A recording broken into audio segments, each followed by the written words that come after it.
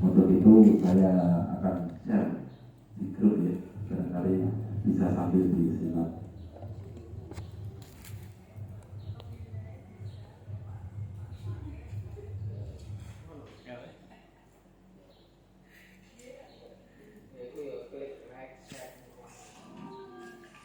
Sampun terkini ya, sampun ya, terkini berapa kali Bu? Pak? Sekali mau ya? Alhamdulillah. Sambil begitu,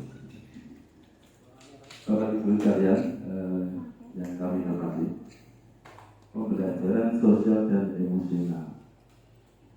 Saya meyakini secara pribadi, meyakini barangkali hal-hal yang sudah disampaikan, sudah diajarkan pada dengan semua selama mengaji sebagai guru. Kalaupun dituangkan, diteorikan, sebetulnya mungkin masuk ke dalam teori ini. Nah, saya meyakini seperti itu.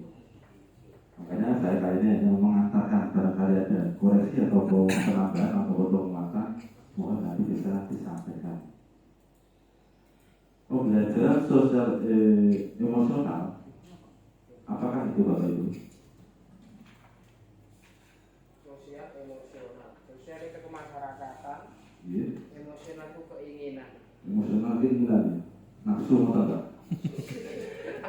Desire, bahasa Inggris desire, apa ujian desire mau desire itu desire.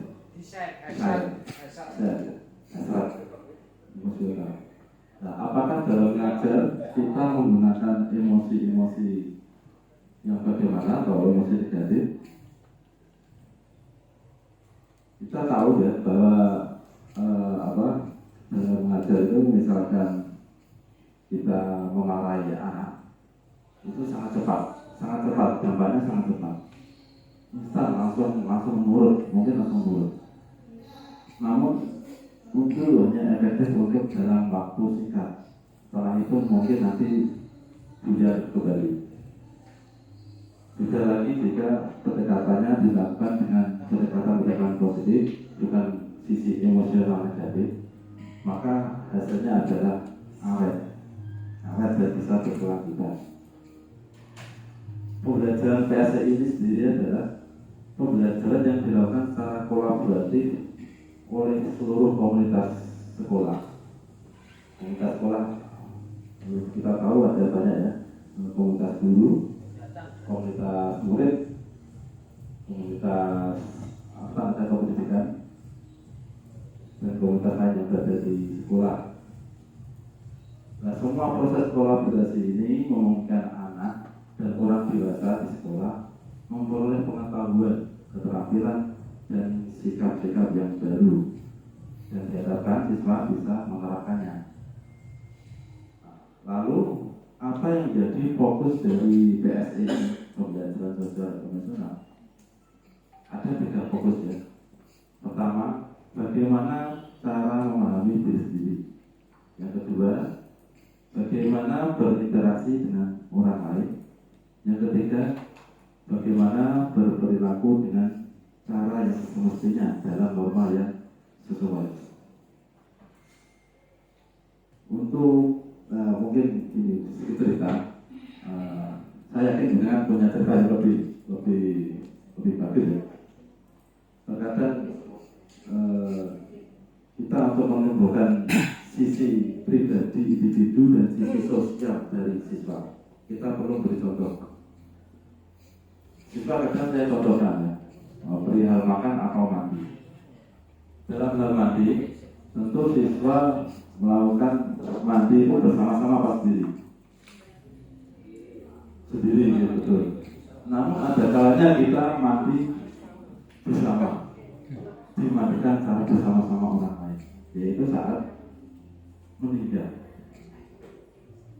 Kadang saya bercerita seperti itu, tujuan saya untuk memahamkan bahwa kadang kita harus bersikap sebagai pribadi yang mandiri, namun juga harus bisa bersikap sebagai pribadi sosial yang siap hidup di masyarakat. Bagaimana cara PSI ini agar menjadi efektif? situ ada empat elemen yang mewakili ya. Yang pertama,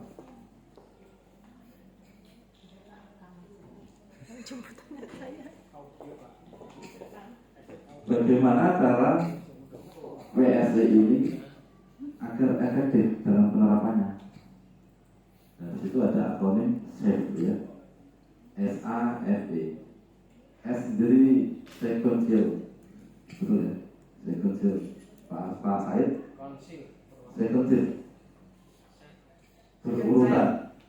Aktivitas yang terhubung dan terkoordinasi untuk mendorong pengembangan keterampilan. Yang kedua, aktif. Bentuk pembelajaran aktif yang melibatkan murid untuk menguasai keterampilan dan sikap yang baru. Nah, ini ketika siswa bisa memperoleh keterampilan yang baru ataupun sikap-sikap yang baru, nanti diharapkan di pertemuan selanjutnya bisa secara berkelanjutan terpelihara sikap-sikap baru yang positif tadi. Yang ketiga, fokus. Ada unsur pengembangan keterampilan sosial maupun personal. Kayak kemarin yang sedang berjalan saat supervisi akademik itu kita ditanyakan oleh supervisor sisi pengembangan pribadi mana yang tidak kita kembangkan di bagian murid itu, apakah kognitif, psikomotorik ataupun afektif. Yang keempat, eksplisit. Ini tertuju pada pengembangan keterampilan sosial dan emosional yang secara eksplisit ya, terang. Dalam PSI ini tidak bisa dipisahkan dari yang namanya mindfulness ya. Mindfulness adalah kesadaran penuh. Kesadaran penuh ini dapat diartikan kesadaran yang muncul saat seseorang memberikan perhatian secara sengaja pada kondisi tertentu. Artinya apa? Terkadang kita masuk kelas, kita mengkondisikan kelas dan juga mengkondisikan suasana kelas yang termasuk fokus dari siswa tersebut. Saat masuk kelas, siswanya masih ramai ataupun masih berfokus pada tugas-tugas mapel lain, mencicil PR mungkin. Nah, itu perlu kita hadirkan kesadaran penuh dari siswa.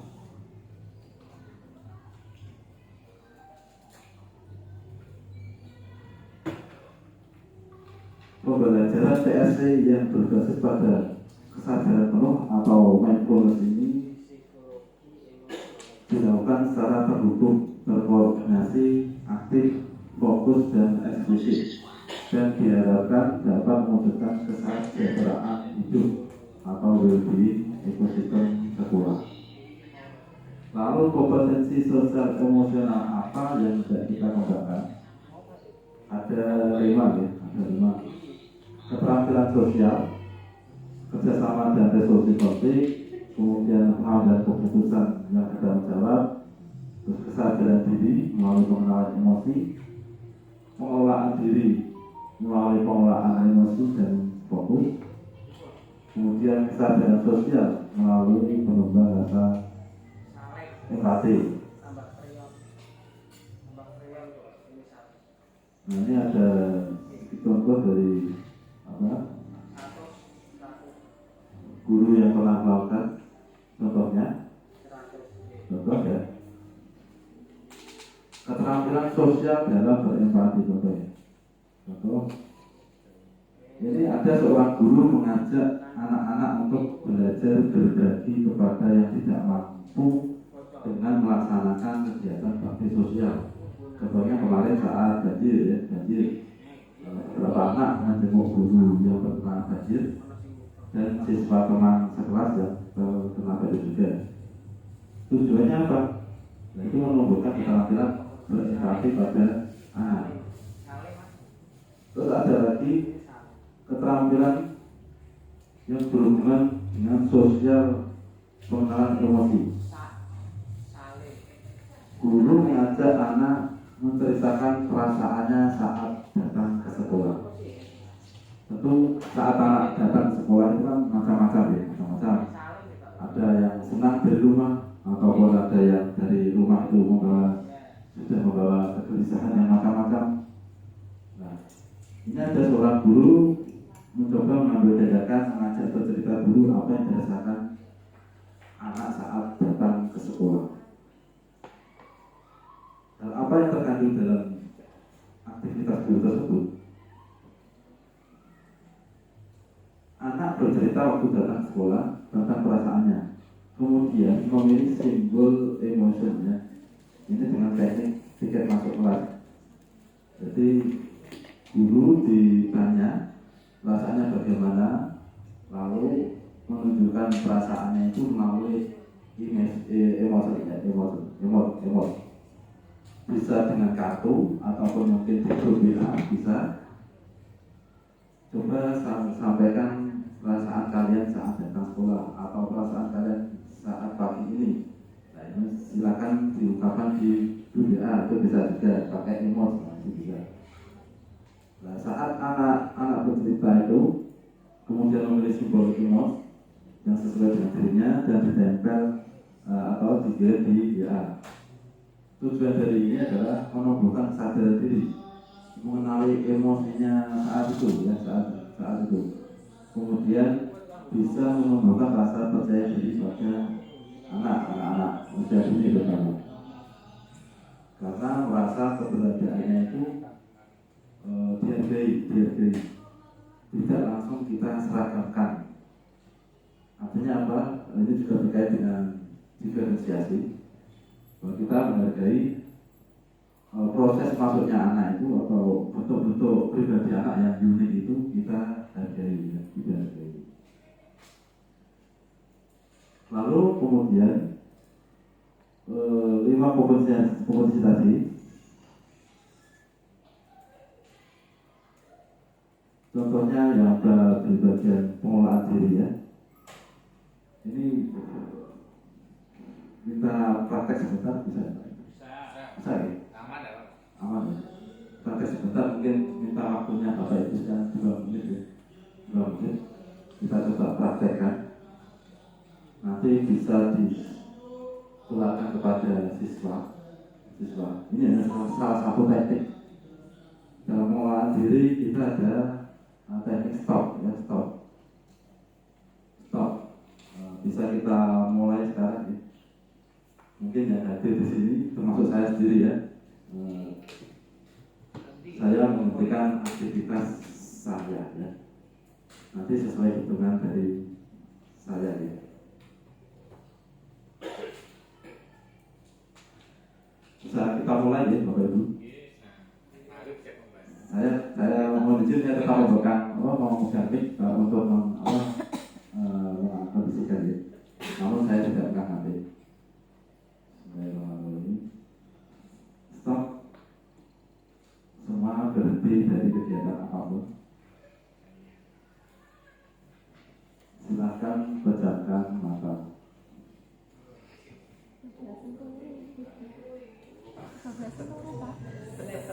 Pejamkan mata. Pejamkan mata lagi, masih belum. Pejamkan mata sambil kita dengarkan yang di sekeliling kita. Melalui telinga kita boleh, atau melalui perasaan getaran-getaran di sekitar tubuh, tidak apa-apa.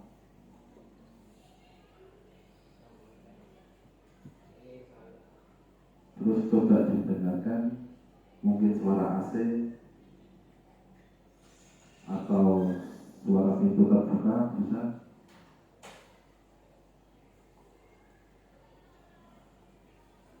Tarik nafas dulu.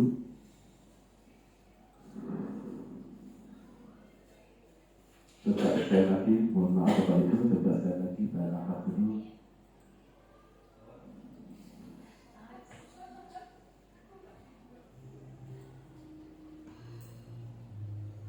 Nah, cukup.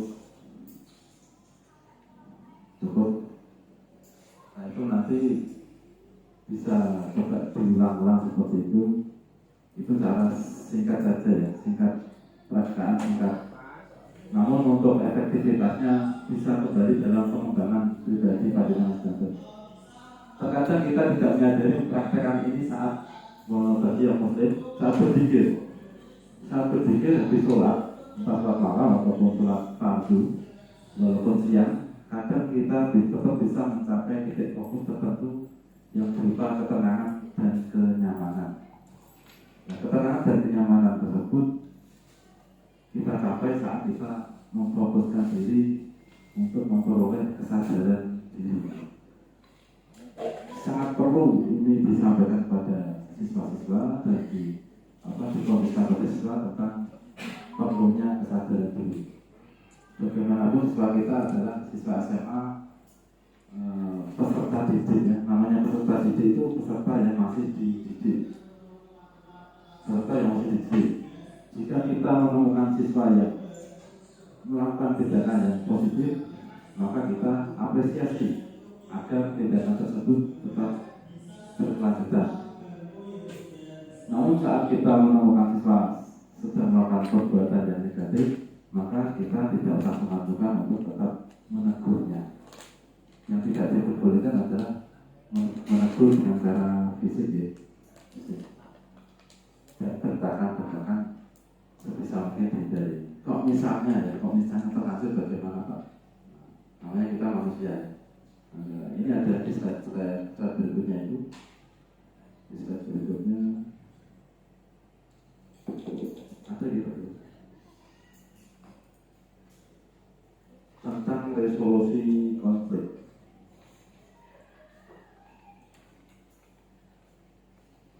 Resolusi konflik ini bahwa konflik antara guru dan murid itu kadang tidak bisa dihindari. Misalkan kita terlanjur menggunakan kata kasar saat menegur. Nah, resolusi konfliknya bagaimana? Perlu kita kembali kita ingat bahwa mereka di sini ada sebagian juga kita anggap sebagai anak-anak kita sendiri. Anak kedua dari anak kandung yang kita harus terima. Nah, mereka adalah anak kita. Yang namanya anak tidak boleh kita memutuskan hubungan saat kita memarahi atau terlanjur menggunakan kata kasar. Mungkin lain hari tetap kita halusi lagi atau terserah bagaimana pengembangan bapak ibu untuk agar ini hubungan antara murid dengan guru bisa terputus. Kalau dari pernah saya dibilangin oleh guru saya itu salah satu yang digoda setan ya, dalam itu yang ingin diputuskan hubungan anak dengan orang tua. Kemudian salah satunya lagi adalah hubungan anak dengan murid, guru dengan murid. Itu ingin diputuskan setan. Karena apa? Dengan terputusnya hubungan guru dan murid maka terputusnya ilmu. Nah, memang kadang kita sendiri yang harus sepintar-pintarnya bisa mengelola ya, mengembangkan cara-cara mengajar kita. Kalau saya sendiri tetap Bismillah, semoga tetap bisa belajar dan Bapak Ibu sekalian, terutama para saudara-saudara yang ada di atas saya. Baru kemarin sudah beberapa guru dari anggota kita sudah purna. Dan yang perlu kita contoh adalah mereka sudah mengajar 20 tahun, 25 tahun, 24 tahun. Itu bukan waktu yang sebentar. Sementara dulu saya pernah dipesan oleh orang tua, kalau mengajar berapa lama pun itu seolah-olah baru mengajar di awal, seolah-olah baru diterima kerja. Itu jawabnya seperti itu, namun prakteknya saya masih tetap belajar. Kemudian untuk kesadaran sosial sendiri, bagaimana cara menumbuhkan kesadaran sosial para siswa kita? Ada tiga ya yang bisa kita uraikan. Yang pertama, apa yang dirasakan mahasiswa kita suruh kita angkat sisi kesadaran sosialnya, kita beri contoh ataupun saat berbagi sosial atau berbagi sosial. Nah, apa yang dirasakan oleh orang tersebut, kemudian apa yang mungkin akan dia lakukan. Yang ketiga, apa yang saya rasakan jika mengalami kejadian yang sama. Itu cara-cara menumbuhkan kesadaran sosial. Untuk penerapan ke masternya atau untuk di master, nanti mungkin kalau lebih jadi. Kemudian keterampilan lain adalah keterampilan relasi. Keterampilan relasi ini kerjasama dan resolusi konflik tadi yang sudah saya sampaikan. Sumber resiliensi individu itu ada 3 yang bisa kita gali: I have, I am, dan I can. I have, saya memiliki, betul Pak Sadir? Saya memiliki, saya punya, saya memiliki. I am, saya adalah beda. I can, saya bisa. Nah, untuk keterampilan relasi, monggo Bapak Ibu, pengembangan Bapak Ibu sejajar bisa dicoba selama itu berdampak positif dan dengan cara-cara yang positif. Di sini ada kata-kata resiliensi individu. Apa resiliensi itu, Bapak Ibu? Apakah ada yang tahu?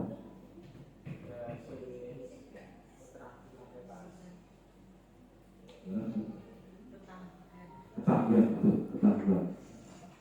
Kemarin saat COVID itu banyak muncul seminar resiliensi, cara menumbuhkan resiliensi siswa. Ketangguhan individu dalam menghadapi tantangan dan kemampuan mereka secara mandiri untuk keluar dari tantangan itu atau mengatasinya. Namun setelah saya pelajari itu ternyata resiliensi ini tidak hanya penting di saat keluar dari masa-masa COVID. Untuk sekarang pun sebetulnya penting. Sebagai contoh, siswa yang saya ambil di kelas 12, contohnya, saat kita menemukan siswa kelas 10 atau kelas 11 memiliki cita-cita yang luhur, ingin masuk ke kedokteran atau ingin masuk ke TNI Polri. Ini adalah cita-cita yang luhur, namun harus didukung oleh sikap ketahanan diri yang baik, resiliensi yang baik, di mana pengaruh pergaulan, pengaruh kehidupan yang dihadapi sehari-hari ini harus bisa dikendalikan oleh siswa tersebut.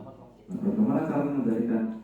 Siswa harus memiliki ketahanan diri yang tangguh.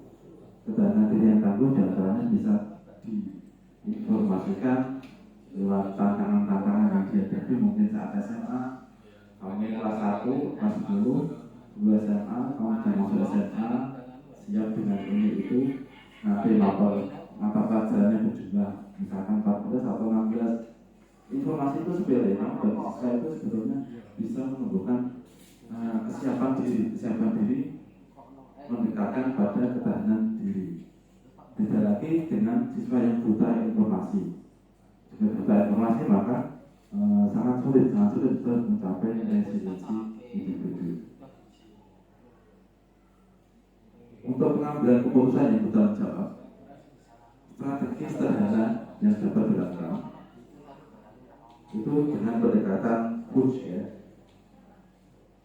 Push ini P artinya problem, yang O option, O yang kedua outcome, yang kemudian C choice ya, choice.